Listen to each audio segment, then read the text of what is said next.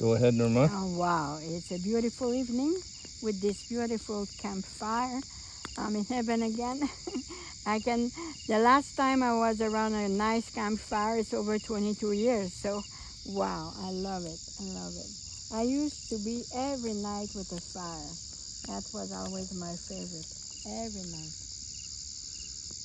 And we got Paul that's joined us. He's the manager Yes. here, farm manager.